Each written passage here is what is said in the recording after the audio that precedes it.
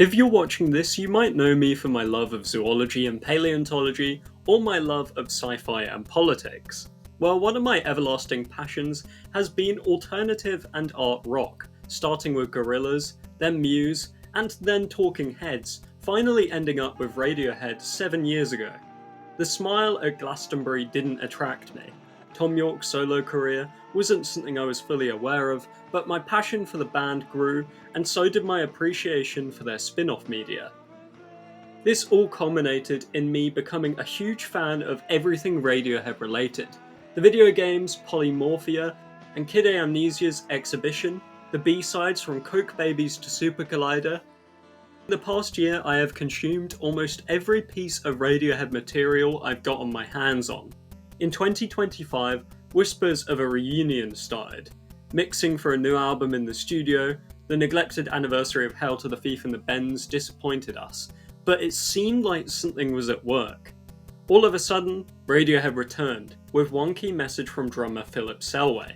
Who knows where this will lead? With the rising virality of Letdown, Ed O'Brien confirming that they practiced, the sudden reminder of Johnny Greenwood's mortality with the Smiles 2024 tour cancellation, and a reignited love for Radiohead in Thom Yorke's solo Australia tour,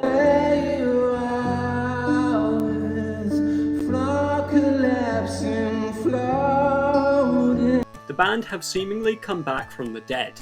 All signs were leading to a reunion, and yet people were still doubtful. And all of a sudden, it just kind of happened. And so I, like many, wanted to see this amazing band. Scrambled for the best ticket I could find, and saw them on a Friday for their debut show in the United Kingdom. With shows in Madrid and Bologna going incredibly well, I tried not to get any big ideas.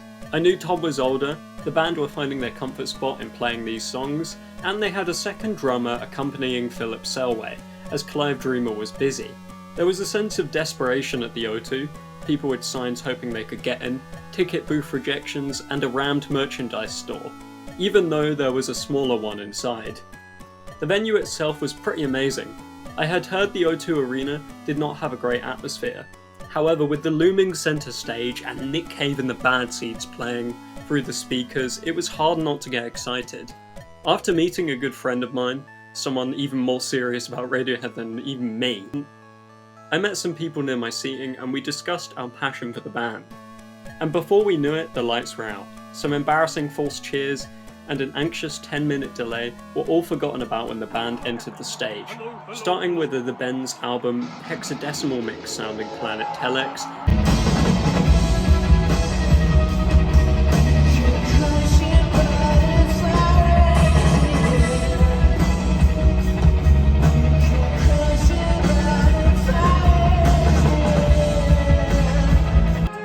and going into Hail to the Thief's anthemic masterpiece 2 + 2 = 5.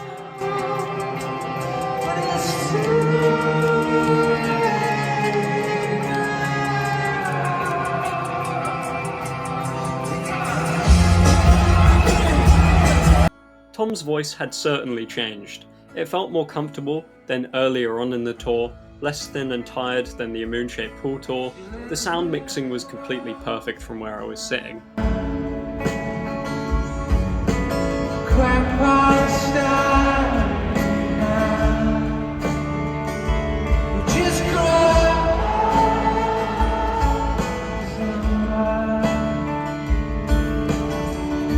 And so the night went on. We belted out the lyrics to Paranoid Android, The Wolf at the Door, and listened in amazement to No Surprises, Bloom and Daydreaming. I've been incredibly observant of the setlist, almost being disappointed by the 43 song selection at that point in the tour. Looking back on it now, it really didn't matter. Radiohead put on such a show, and I mean that's 43 songs including 2 B-sides, which is 41 songs out of their entire 100-song album discography.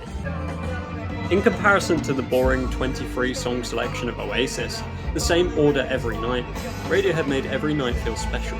And with later additions of Like Spinning Plates, Talk Show Host and Climbing Up the Walls, every set will feel truly unique. It was one hell of a night. The room was packed with fans of all ages. Everyone danced, whether seated or standing. Tom went all around the stage, even bowing to our group at one point during Idiotech.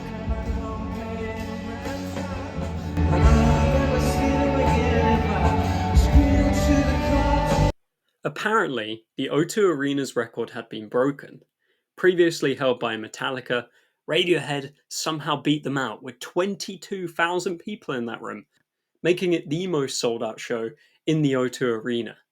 The light displays were beautiful, simple at times but effective. The screen allowed everyone to see the band on all levels. I thought I would be desperately wanting to hear some rarely played songs like Spectre, Banana Co, or even something new like Cut a Hole. Honestly, the atmosphere and music was so great, I even acted surprised when Karma Police came on for a very common encore.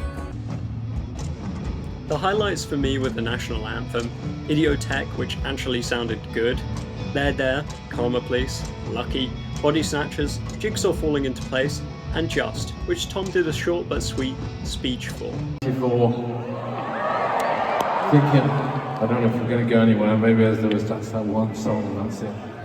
Oh fuck it, who cares? Let's write this instead.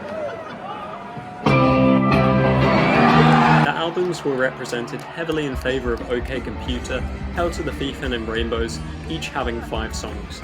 The Bends got 4, and A Moonshaped Pool, The King of Limbs and Amnesiac were each represented by 1 song. For me this was so special. Only in February this year did I see An Evening with Radiohead, a tribute band at my local cathedral, which I do have clips of on YouTube, where I met that same friend from earlier who loves Radiohead even more than me. You could not have convinced me that 9 months later I would actually be seeing my favourite band of all time. It was a completely perfect night. I got to see some family I rarely visit, and it feels like there is a future for Radiohead, a band that seemed to be long dormant. Thank you to Thom Yorke, Johnny Greenwood, Colin Greenwood, Ed O'Brien, Philip Selway, and Chris Verlatro for making this amazing tour possible. A whole new generation will get to remember Radiohead, the greatest living band. Overall, I would give this a 100 on the concert meter. It was a really amazing night, and yeah, I might do this as a series in the future, because I don't know, I just really enjoy talking about these gigs, and I probably can't be doing music video essays when I'm trying to focus on the main channel, so these more like ranty videos will kind of have to do for now. Thank you very much for watching. I hope you guys get to see Radiohead. I wish good luck to Tom with his voice, and obviously all the damage it's done, because he's not comfortable with these new songs. He's had to actually cancel 2 shows at the minute. Hopefully everything goes as planned in Copenhagen, everyone gets to see Radiohead, I can only pray, and thank you very much for watching.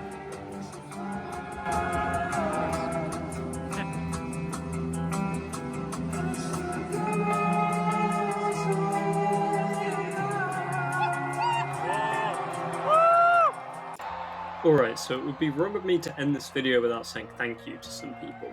So I'd like to say I hugely appreciate A Walking Disaster for being a good luck charm when it came to Radiohead, my mum for actually financing this ticket for this once-in-a-lifetime opportunity, all the donated videos from Karen, Kieran and A Walking Disaster again, who have helped promote my new account, Atoms of Peace Lover, which has now gained over 2,000 followers.